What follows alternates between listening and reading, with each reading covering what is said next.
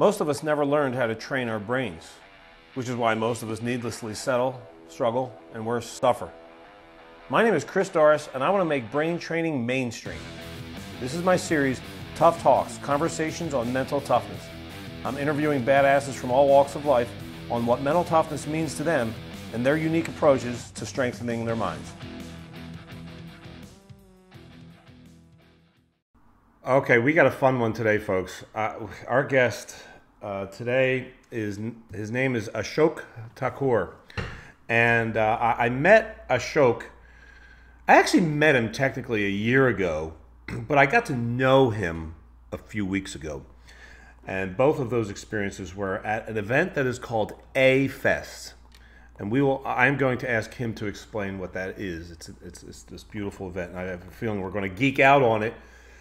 Not because, like, I'm trying to make this a commercial for this event, but I gotta say, both times it was life altering, and I met him there, and he made an immediate, deep, wonderful impression upon me, and it was a no-brainer for me to say, dude, would you please be a guest on my podcast, or my video blog podcast,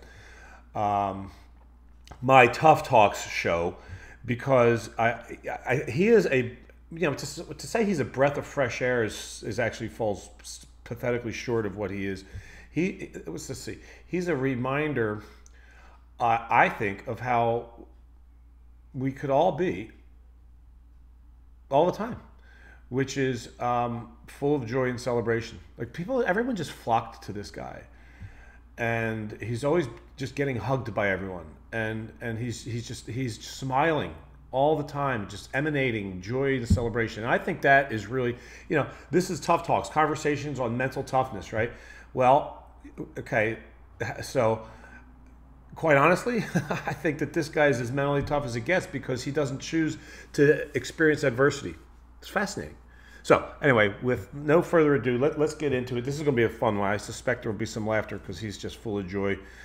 And you're going to enjoy him. So let's go find him. He's here waiting somewhere. Let's go find Ashok. Where are you, buddy? Where are you at?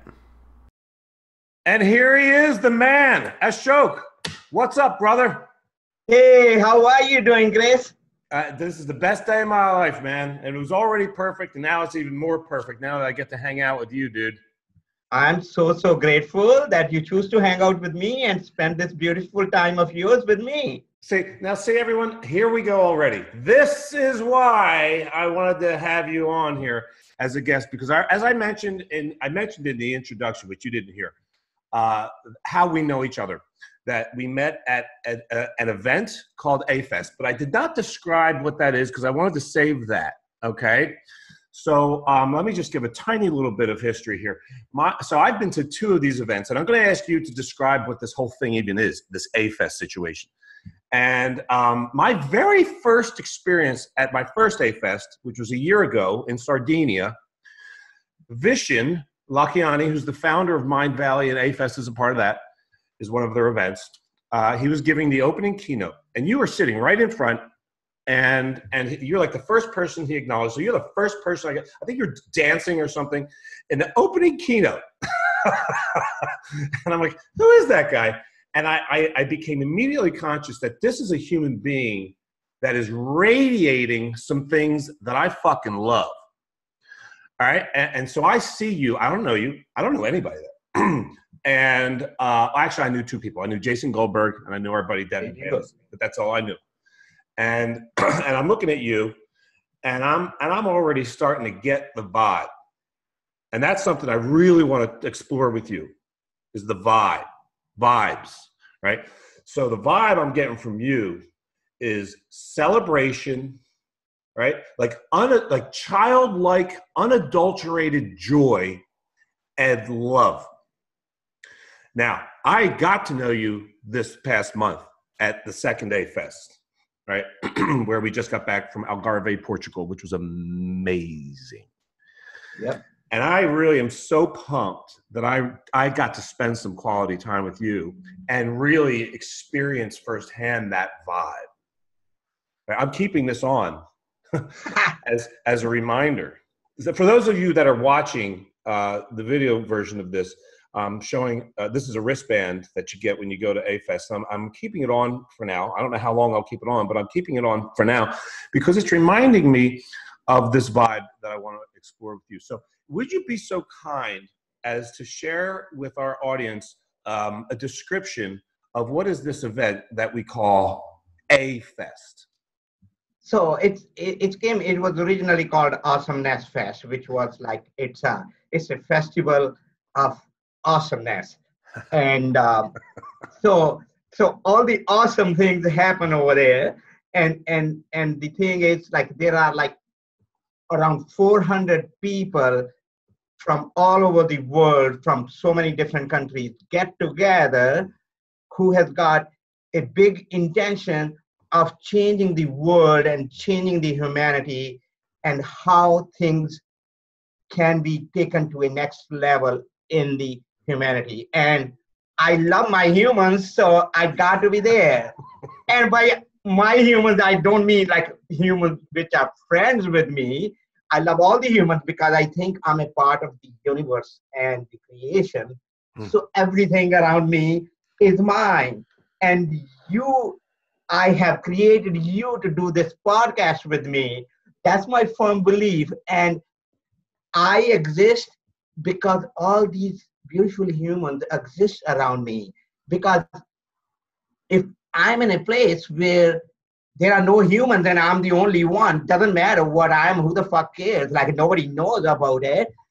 So all these amazing humans which are around me makes me so happy looking at each one of them and celebrating each one in whichever way it is. So this A-Fest, let me connect with all those beautiful humans and expand my soul to a level where I can come out and connect with all the other humans and let them know how they can live in this awesomeness and how they can be happy and how they can be joyful. And there are tools which are there, but just answering the A-Fest thing is like, it's beautiful, beautiful humans which you can connect to. That's why I keep on going there again and again. And I did not leave that one because that will fill up. I gone to so many. Excuse me. How many of them have you been to? At some point I lost count. I think 10 plus, something like that. Yeah. Or maybe the last one was my 10th. But that's what. But I go there. They got an awesome content with like awesome things they are teaching people. But one of the main thing which appeals to me is the connection with all these beautiful humans. I mean, that's what, and you saw that, right? And then you saw that, and that's what attracted you to me. And I know because you came to me on the last day in Portugal, and you said, "Can you write something on my book?" And I didn't think about it. Yes. That somebody was going to come in and ask me, but whatever came to me in that situation, I wrote it on your book. And I may be paraphrasing, but I said something like, "Be playful all the time." That's exactly what you said. I have the book is sitting right over there. Oh. Yeah. I had that. This is my sacred space. This is my office where I do my coaching and my writing and creating. And of course, that book is just hold on once. It's right there. I have to get it. I have to show people to get it. I forgot to get this out beforehand, but this is beautiful. No, and you probably didn't know I was going to mention that because we didn't. Those are the best goddamn parties in the world. Absolutely. How could there be a better party than these? No, you can't. I mean, it's like you create this thing, and I become like so happy looking at all these things because I think I created those. Yeah. I don't think anybody else created those. I look around all the beautiful people and I'm like, look at that. What I decided to come in this time and space and have all these beautiful humans around me, creating the best time for me and for them. And I want to talk about that a lot with you, but we'll get to that. That's really what I want our conversation to be. That's the gift that I think you're bringing and that I want to share with our audience. But we're having a little fun right now because this party, and that's important, right? And that's one of the first things I noticed about you. And that's one of my favorite subjects is I call it the intelligence of fun. When you study human peak performance, if you look at any all of human peak performance research, people are at their best when they feel their best, right? We activate intelligence when we're having fun. So there is great, so which is why I love what you wrote here. Now, to give a little context to folks, the final evening of A-Fest is a huge theme party. Now, this show is not a goddamn A-Fest commercial, but whatever. This is how we met. So, but it could be because I don't plan on ever missing another one. There you go. For the exact same reasons that you're saying. And this is why I love you and I'm so damn excited to be. I'm already feeling lighter just by being with you. And I sure as hell, and I know for a fact that I am one of thousands. I saw some videos people have recorded about you recently. One beautiful woman from Miami. She's a healer. You know who I'm talking about. Yeah, Yelena. Yelena. She was crying the whole time. She had just had an interaction with you, a phone call or something. And she was on her way to yoga and she's doing like the selfie video and she can't stop. She's just gushing about how amazing she feels because of your ability to unconditionally love her. She's just weeping as she's walking down the street, talking about how elevated she feels. And she's weeping tears of joy because of the vibe she got from you. So I dressed up. The theme for this last party was Arabian Wonders, which is kind of neat. Because that section of Portugal centuries ago was under Arabian rule, so that they picked that. And it was held at this phenomenal, this just exquisite Portuguese castle that was just, I mean, you can't describe this shit. I feel like where we are right now, you and I wearing white shirts in offices, this is fucking stupid. Like this is I know, I didn't plan this. You should be on a damn boat somewhere in the Mediterranean. You got it. Beautiful people dressed up in beautiful costumes instead we're sitting in an office. Just doesn't feel right. But I dressed up as an Arabian wizard. And one of the pieces of my costume was a book of sorcery. A wizard has to have a book of sorcery.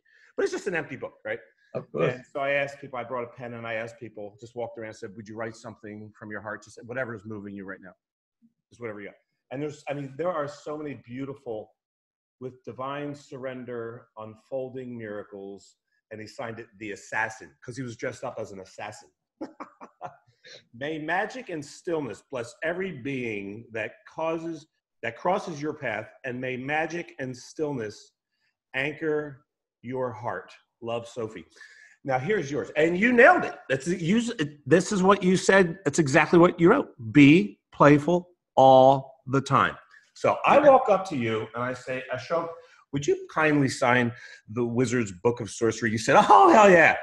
Of all the things that you could have chosen to write on that blank page, why that? That is one aspect of life which has changed so many things in my life, because when we are a kid, we are very playful, and kids are not thinking about like where to get get a job tomorrow, where you get to food. Their only purpose is to be playful so that you can enjoy the life, what is happening around you. And obviously, when you came to me, I was these beautiful girls over there being playful and having a good time. And you walking right in my face and you said, will you write something on mine? And I looked at you, I'm like, dude, really? At this time? You said, so you are not going to write anything on my book? I'm like, okay, whatever comes to me. Because being playful keeps us away from all the bullshit which is happening around us all the time, where people are telling us, be serious because you don't know how to pay the bill tomorrow. You don't know what is going to happen tomorrow. They are waiting for other shoe to drop and they are not enjoying the present. And when you are playful, you bring that thing in you. You become like a kid and you become present in the moment. And when you get to that stage and when you are not confused by all the other things which are going to happen to you, that is the time you connect directly to the universe. And that is the time all the good stuff download to you. And that is what I wrote. It was downloaded to me. I didn't think, I never thought that this is what I was going to write on Chris's book. But that's what came to me. So I wrote it. Now, being playful is such an important part, and we keep on forgetting that. That's why we are so messed up. We keep on thinking, even when we are happy, something good is happening to us, we are like, oh, this shit is not going to be there forever. So let me think about, oh, this is the only time this good thing is happening. It is going to be messed up. That is because the other factor, which is like when we are happy and when good things are happening, we are not grateful. And if we are not grateful, then all the other shit start happening. But if we are grateful, then we are not afraid. There is no fear. That's where your mind becomes in sync with the divine, and you get all the powers because your meridians are all cleared up. You are not thinking about all the other things, bad things which can happen. And then they never happen to me. Like people say, like, oh, bad things doesn't happen to you.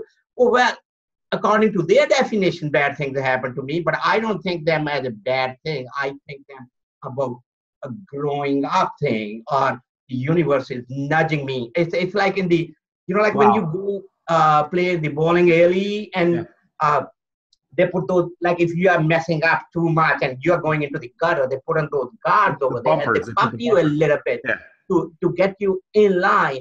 So when something happened to me and I got bumped off my path, I think about it as that God, as the universe, little bit bumping me so that I stay in the lane, so that I don't go into the gutter. So they are good things for me. They're never bad things. So nothing bad ever happens to me. That's why I'm so happy all the time. I'm like, okay, this little bumper universe put it over there. That's just so brilliant. That's why nothing bad. Okay, I want to slow this down a little bit, all right? Because you just said so freaking much.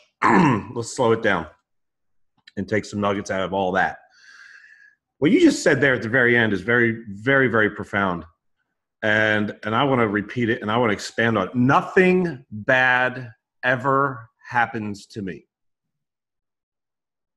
That is correct. You mean that?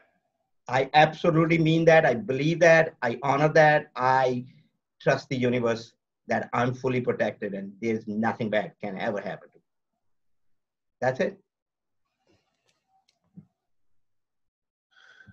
Okay, so what's something that's happened in your life recently that most people would say, oh, that's bad?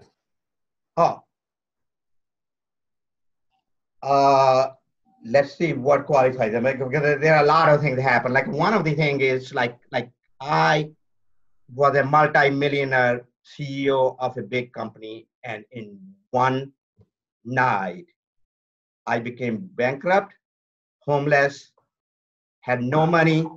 My credit cards were locked up. It's not that I didn't gamble. Like people generally think, oh, he gambled all the money or he put it in the stock market. It is nothing like that. It's nothing. I was doing the things which a normal people do, but in one night, my ex locked up all my account, walked away with the money, and locked up all my credit cards. So I was on the road. So I did not know that. Say, that's pretty bad because now I'm not left with any money. Yeah. I don't have a home. I'm homeless.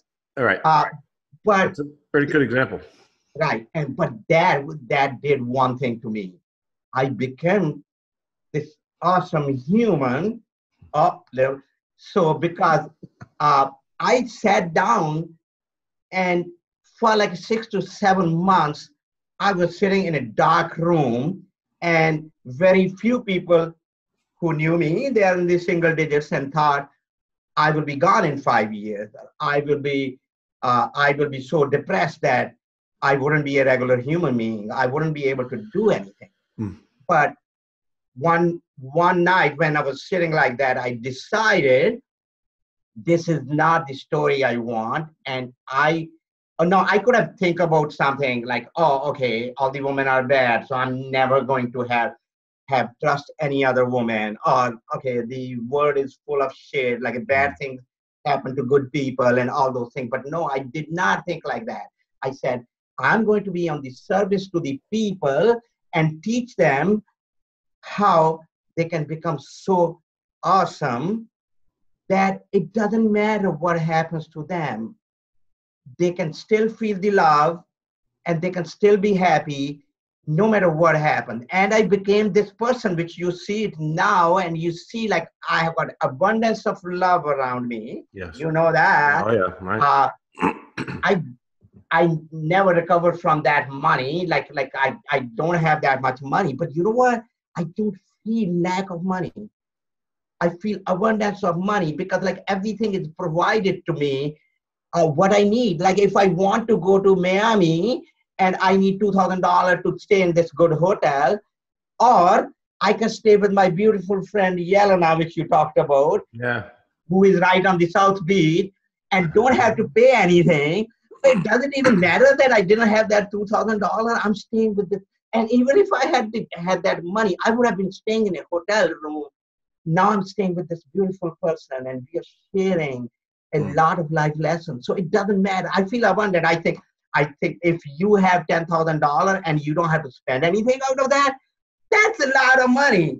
Okay, so I don't care about $1 million anymore. And that's what how the bad things happen. And there are a lot of other things. Like I can talk about 12 hours, all the bad things which people say, this is really bad shit happened to you. Yeah. I'm like, no, that is the one, that was the bumper on that bowling alley. Like, which nudged me and said, dude, you are living a life which is not serving anybody. You are supposed to go out and serve, and the universe gave me a little nudge, and I started on that path. And there are stories and stories and stories, like, which I can tell, which will be like a 10-hour blog or something like that. Sure. But that's one thing which. Well, that was a big thing. That I think the vast majority of human beings would say, "Oh, fuck my life! I can't believe this just happened to me. I can't believe this happened to me." Right? Because most of us have been conditioned to live in what I call the victim mentality, which is living in a happening to me world. That is a perfect example of a pretty severe and significant, shocking even event that would be very easy to respond to with victim thinking. And I'm hearing you that I don't know if it was instant or if it took some time, but you ultimately utilized it. And I think that is really, speaking about mental toughness, which of course this whole thing is, the Tough Talks is, conversations on mental toughness. And I, by the way, use that terminology, mental toughness, synonymously with the word enlightenment. It's the same shit. Yep. Okay. So just mental toughness is just a playful, fun, term that I use, all right, for waking the fuck up, for being conscious, right? It has the word light in it, lighten up, right? Lightening up, vibing high, right? So you chose to take this event, and choose is the operative word for me in this sentence. You've chosen to interpret it as useful. Like, I love this analogy that you're using of the bumper. It's a nudge. It's like this protective, loving, guardian angel, right? Saying, no, we're good. Here you go. Here's a little, like you said, nudge. And we make the mistake of interpreting these events as serious ass problems. And I just love that you said that. This is the first real conversation that you and I have had. Yes. We've had bits of conversations out on boats and at parties and stuff. This is the first. Yeah, well, we were drunk back then. Exactly. so I don't know what does that mean. Remember. And now we are not drunk, and we can have whatever we are talking about. We are serious about that shit. Well, serious, in air quotes, yes. Right. Like Jason Goldberg says, not so serious. Right. So, yeah. But that's so beautiful because and this is why when I watch you, I just watch you interact with the world, and you know what you are? You're a fucking love magnet. That's what you are. You're a magnet. I thought about this before. I was thinking, how do I describe Ashok? And it's like you're two things simultaneously, which is you're a magnet for love, because people just hug on you. Everyone just comes to Ashok and just hugs you. There are millions of pictures of you being just hugged by tons of people around you, right? And but you're also a radiator of that same vibe. of what I said when I first saw you for the first time ever, of celebration, joy, playfulness, and love. So you radiate that. And I guess then that's why maybe you, well, not me, that's stupid. Delete that last bullshit sentence. You radiate that, and that absolutely is why you attract that. Now, let me ask you this question. Do you agree with that? Yeah, I absolutely. And I also, I think, and I call it like you call it mental toughness. I call it mental resilience, or whatever name you want to give it to it. But just like one more thing about those bad things. So because I want people listening to know about that, that it's not that bad things doesn't happen to me or somebody else. It's changing the perspective on those bad things, which makes it so good that if all the bad things which happened to me or somebody else in their past, like whatever the past time or wherever, if you go back and analyze that, you will know they are there for a reason to make you that awesome. And I also coming back to the radiating love and the reason. And so many people ask me, actually, there was a research girl from a university who said, I want to know why all these people that are attracted to you, what do you do? I'm like, you can hang around with me. And she chose to hang around with me. And she has gone to 4 parties with me. And on the first one, she said, oh, because you're so nice to everybody, because I asked the waitress for a drink and you said, what's your name, honey? Before even ordering the drink. So she said, that must be it. And then she keep on trying. After the 3rd party, she said, fuck that. I'm going to enjoy the party. Fuck that research, because there is no rhyme or reason. And then I told her, like, she was so interested, and she was beautiful too. So I don't want her to go without my nugget. And I said, because what happened is, she said, you are crazy in every party. Like, you go to the party, like you're going to the silliest of the parties where DJ wasn't even playing a good music, and you bump that party up. Like what happened? And that's what I told her. I said, because what it is I go crazy, so I give permission for everybody else I love that. to be crazy, because then they are not the odd person. There you go. They are one of us. And I have fun. I'm like, fuck the music, I'm going to dance, right? And that's what happened. Damn, Skippy. So let me tell you, okay, a couple things. One, you reminded me of one of my favorite mantras. And it's when you said that it's not that bad things don't happen, it's the perspective I choose to put on it. So this is my mantra for that, which is every set of circumstances, without exception, can be leveraged for individual and mutual gain, but only if viewed masterfully. And that's beautiful. Yeah, I'm fucking impressed by that. Well, really? I'll try this one on for size, because this is the one I created after my first A-Fest experience. Okay, so after A-Fest in Sardinia, I felt like, and I just wrote this somewhere, I felt like if a cell phone could have feelings, I imagine that when it's got a full 100% charge, it would feel amazing. Right? That's how I feel after A-Fest. I feel like a fully charged goddamn phone. Full. Yes. Full. That's it. Right? And I don't want to lose that charge, but I must say I lost some of it. I have a prediction too, and then I'm going to get to my statement. That if I attend 1 or 2 more of these A-Fests and surrounded by that incredible tribe vibe, right? Which, by the way, is scientifically measurable. It doesn't need to be, but it is. I may never need to recharge again. I might hold a full charge for the rest of my damn life. And that's what I want.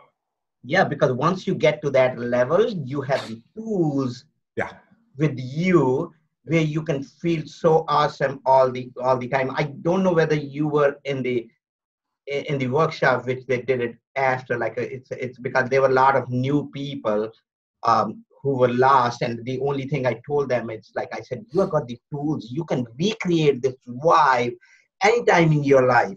You can just think about it. Like that's why, like all these pictures are like I put it on the social media, because I want people to realize you can go back and think about that moment. I can go back to that moment when I was hanging around with these beautiful girls, and you came to me and say, can you write something on my book? You know, like how much love it creates in you. And then once you are in that love, your brain automatically create all these things, which makes you so like I've got it. Like, I know this person, his name is Dr. Mel Gill. He's a friend of mine, and he does awesome things in Asia. He's got a radio show. He was 9 years on a radio show. Amazing, amazing person. And he said, the first time I met you, I gone to the bartender and I said, I'm going to have what he's having.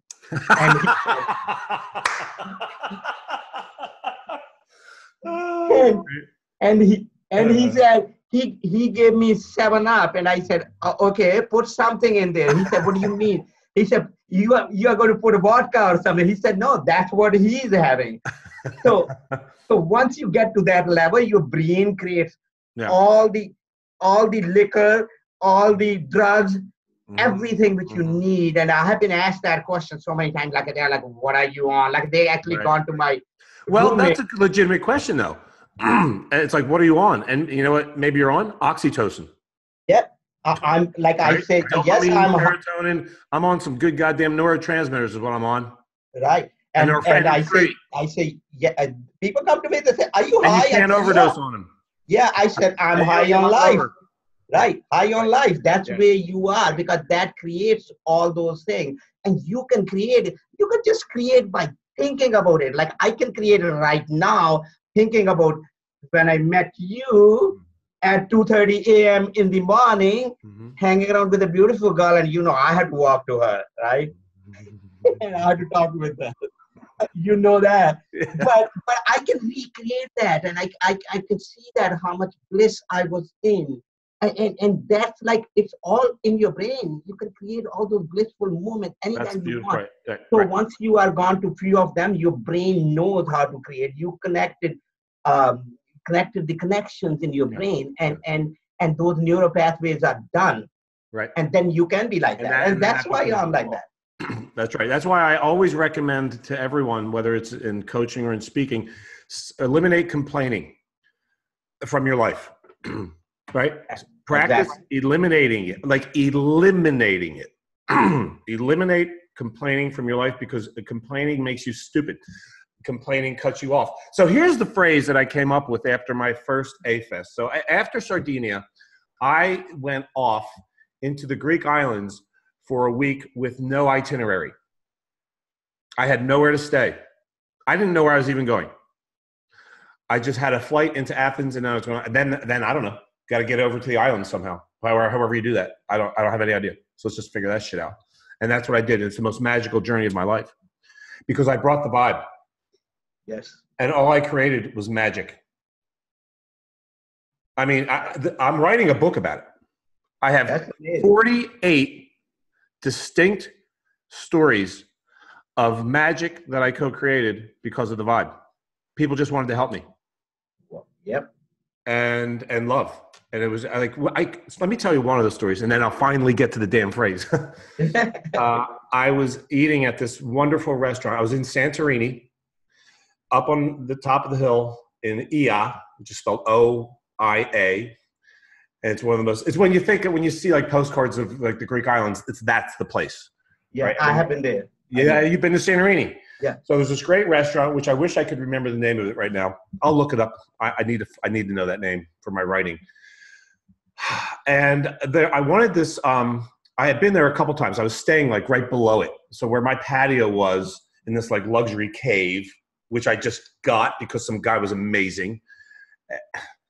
And I could hear the little restaurant up there. So I've been up there a couple times. I was there this time for lunch because I saw on their menu they had a lunch special fish called sea bream. So I said, I'll be back tomorrow for the sea bream. I went back the next day, and the waiter, and I ordered it, and he said, oh, I'm so sorry. Our fisherman hasn't shown up yet today, so it's not here. And I don't know how long, he's totally unpredictable. So do you want to try something else? I said, nope, I sure don't. And prior to that, he said, how are you? And I said, this is the best damn day of my life, buddy. I was like, wow.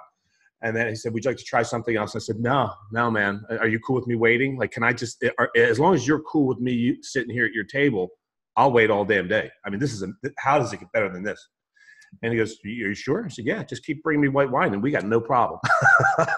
So he would come back every few minutes and say, he hasn't shown up. I'm so sorry to you. And he was really apologetic. And I stopped him at one point. I said, listen, buddy, you got to stop apologizing, because I'm not kidding when I tell you. I mean, I am serious when I say this is the best day of my life, and this can't be better.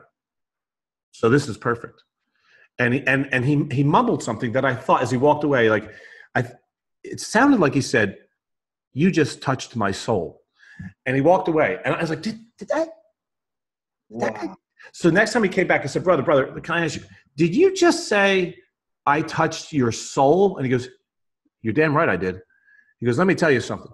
You're amazing. It's like, the way you're making me feel is incredible, right? He said, if everybody, he's like, look at this. My dad started this restaurant 45 years ago, and you wouldn't, look where we are. Looking out over the ocean in the caldera, it's heaven. And he's like, you wouldn't believe how many people come in here and complain, like they would be so angry that the sea bream's not here, or something went wrong, or wasn't delivered on time. And he's like, if everyone interacted the way you and I are interacting right now, the world would have no problems. And I got up and taught him the A-Fest hug, and we cried together in front of a full house restaurant.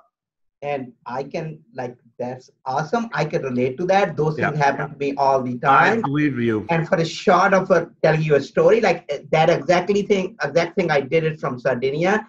I left that place without knowing where I'm going. I ended up in Corsica, in this most beautiful location, at a restaurant which was so popular, and it's on the ocean, that there was no booking. And I said, no, I'm going to go there. And I not only got that, chef came in with chef special, and he offered me that. He said, I just want to do that for you. And those things happen. Like, once you get into that vibe, like, people are getting attracted to you. It's the same, that girl who was trying to do that research, she said, people just get attracted to you. It's nothing you are doing. And she said, like, she saw something. She said, when I looked at you, I see an aura around you. Aura, wow. Which I cannot see that, right?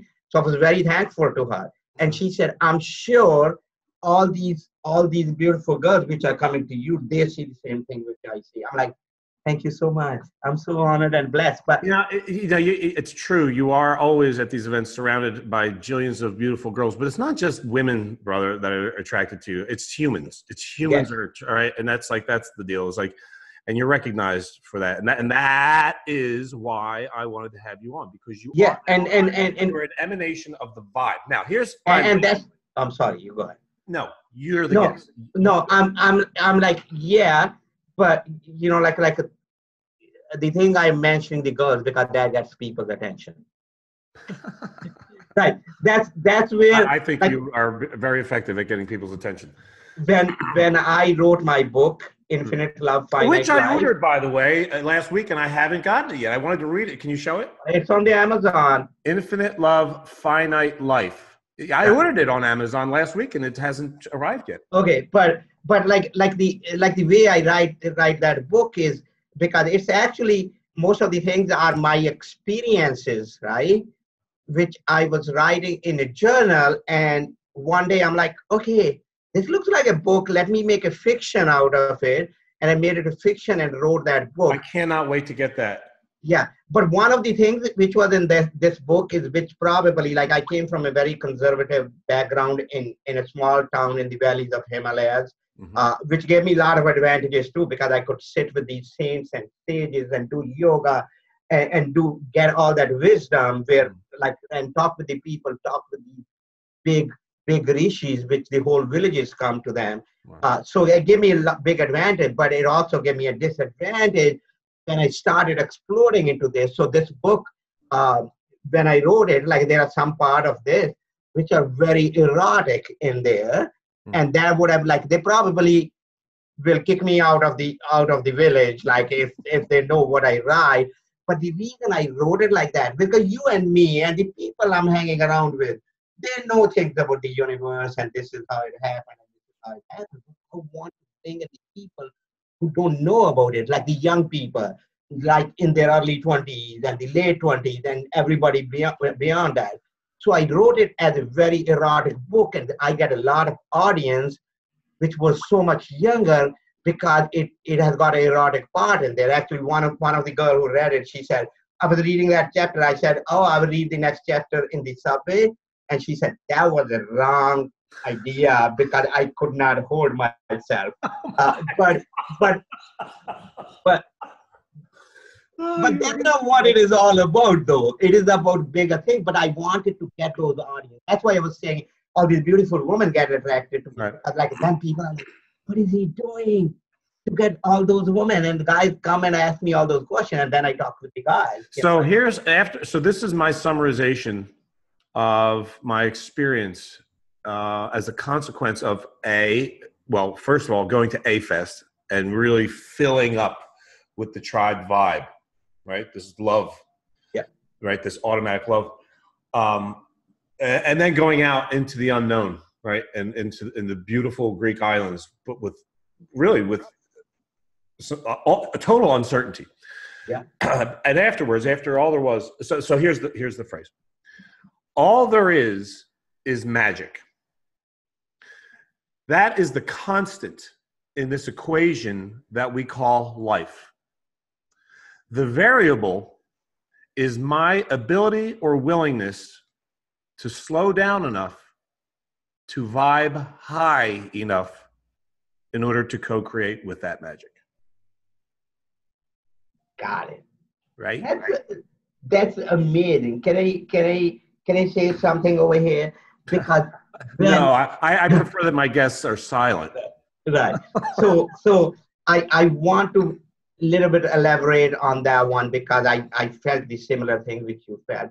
Like when you go somewhere or do something without an agenda, without knowing, so you step into the unknown. So what happened at that time is you let go of control. There is no control. Like I'm not going to stay in this hotel or this or this. So you let go of control, and that's where your ego, which thinks that we are controlling everything, it starts vanishing. Like you can never get a zero ego, and I don't think you should get it because it is helpful in creating some of the things. But your ego becomes so minimized that at that point in time, you are become a big receiver. You become a big antenna because you took out the shield from that, the metal shield which you put it on this big satellite dish or receiver, where you are like, I'm not going to get anything because I'm the one who is doing everything.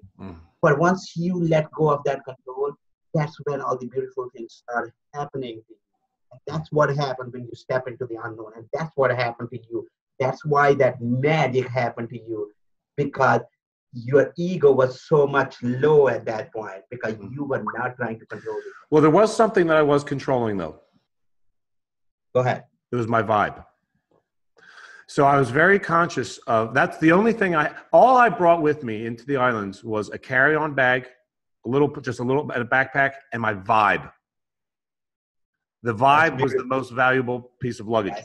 That's what I controlled, and that's what I was experimenting with. That's all I was doing out there, was appreciating the magic that I was co-creating. I wasn't creating it. I was co-creating it.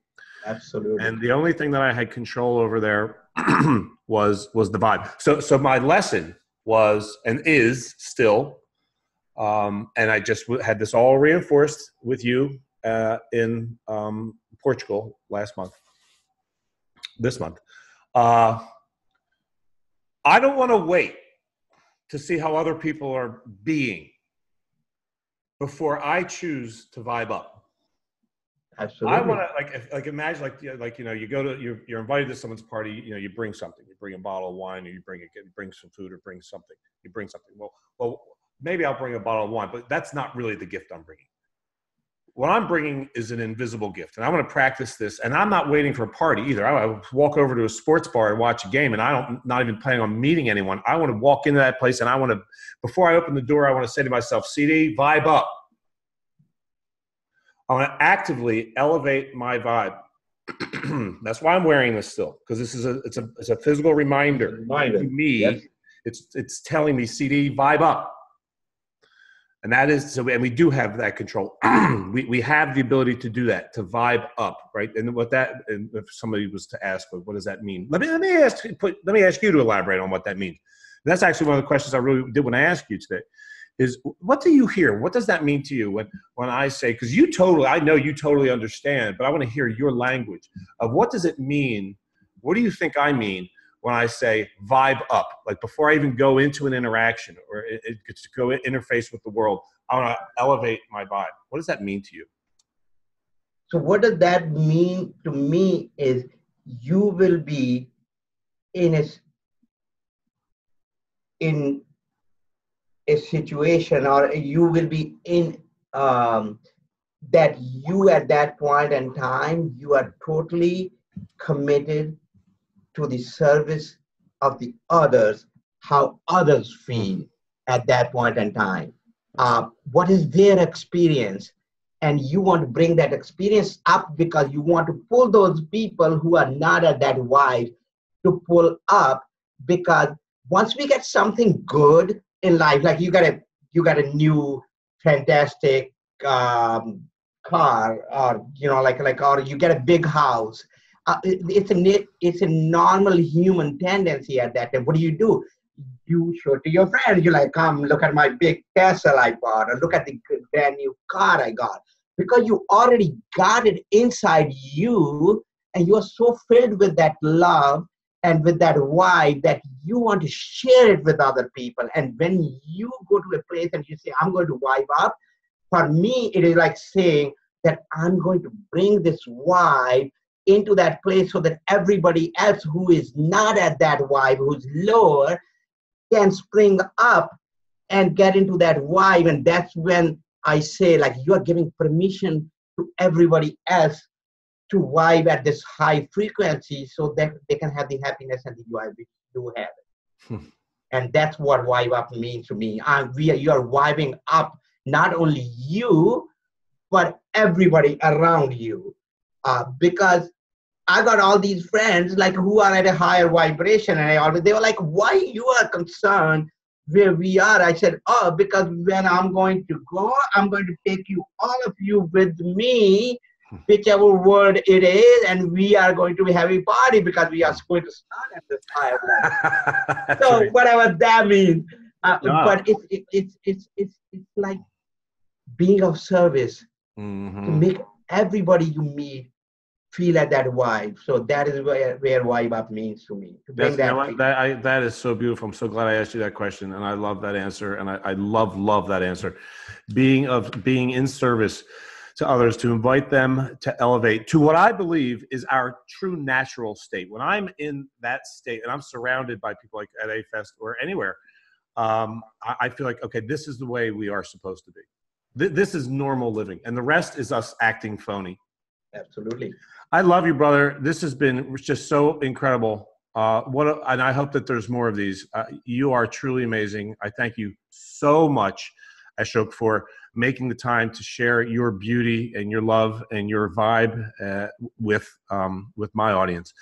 Would you please hold your book up one more time? And I'll make sure I put in the show notes okay, Infinite Love, Finite Life, and it's available on Amazon. Would you like to invite people to connect with you on social media? Is that something that you're open to? Yeah, of course. Like, connect me on Facebook or Instagram. And if you have any questions, you can ask me. I also do workshops on how to be in love 24/7. Oh, say that. Wait.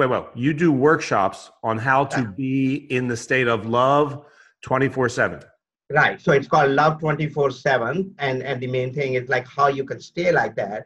And I started it as, I started it as just love talks. And then what happened is then I realized like it has to be a life talk. So it's more of, it's not just about love, it's about life and how to stay in that state. And I'm going to be in Costa Rica on a Simply Be Magic retreat in November, where I'm doing this talk again. How do people find out about this? I mean, uh, unfortunately, I don't market myself well, and that is because this is where they find everybody find out about it by connecting with you on Facebook and messaging you. That's how. Right, or Instagram, or whichever is the social media version of this. So to connect with Ashok, his name is spelled Ashok. His last name is spelled Thakur, and I will put all that in the show notes. So please connect with him, find out about that. I'm fascinated. The love 24/7. That sounds amazing, and I can't wait to get your book. And I can't wait to see you again. I can't wait to hang out with you and to celebrate. Thank you, my man. Thank you. We will talk. Yes, we will. There are more of these to come. Amen to that. Thanks, brother. Thank you. Thank you. I appreciate it. I'm very honored and blessed. Thank you. Amen. I believe him. I totally believe him when he says nothing bad ever happens to me. And I'll tell you why. It's not just because of him. I believe that that's true for him, right, because of who he is and the way that he shows up in the world. And I also believe that that can be true for all of us, that nothing bad, right? I think it was William Shakespeare said, nothing good or bad ever happens until you think it so, right? Until that's the way you interpret it. So he chooses to not interpret events catastrophically. You know, he gave that example of being a multimillionaire and going bankrupt and homeless in one night, where all of his assets were frozen and gone. And he used that as I love his metaphor of the bumper as the universe nudging him to say, hey man, I forget exactly how he put it, but it comes back to like, you have service to bring to the world. Like, no pity parties here, babe. We don't have time for that shit. That was just a great damn dialogue. And it's like, I would love to hear from you what you took away from that. Like, what really stood out. I would really love to hear that. There was a lot of gold in that conversation from him. And this is actually, it's just one of several big takeaways, but it's what he wrote, right? In my book of sorcery, be playful all the time. What a beautiful reminder. And I wrote a blog post a long time ago entitled "The Intelligence of Fun," and I elaborated upon how fun or playfulness is one of the most responsible things we can do, because as Ashok articulated, and he really elaborated beautifully upon this is that when we are in a playful state, like we are spontaneously and effortlessly, automatically, naturally as children, we activate all forms of intelligence. So it's just a smart thing to do, is be in a playful state. All right, folks, thanks for tuning in. And until next time, create miracles.